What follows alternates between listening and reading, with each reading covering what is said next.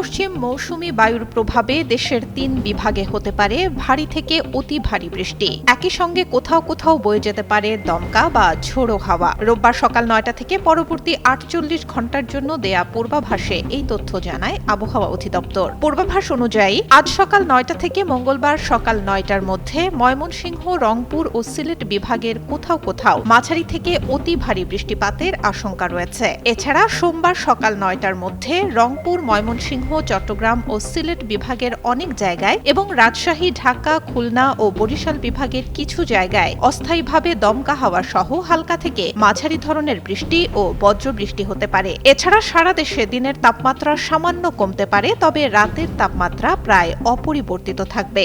এদিকে রোববার সন্ধ্যা ৬টা পর্যন্ত দেশের অভ্যন্তরীণ নদীবন্দরগুলোর জন্য সতর্ক বার্তা দিয়েছে আবহাওয়া অধিদপ্তর। এতে বলা হয়, ময়মনসিংহ, পটুয়াখালী, নোয়াখালী, চট্টগ্রাম এবং সিলেট জেলার উপর দিয়ে দক্ষিণ পূর্ব দিক থেকে ঘণ্টায় ৪৫ থেকে ৬০ কিলোমিটার বেগে অস্থায়ীভাবে দমকা অথবা ঝোড়ো হাওয়া বয়ে যেতে পারে। এ সময় বৃষ্টি অথবা বজ্রসহ বৃষ্টির আশঙ্কা রয়েছে। তাই এসব এলাকার নদীবন্দরগুলোকে ১ নম্বর সতর্ক সংকেত দেখাতে বলা হয়েছে।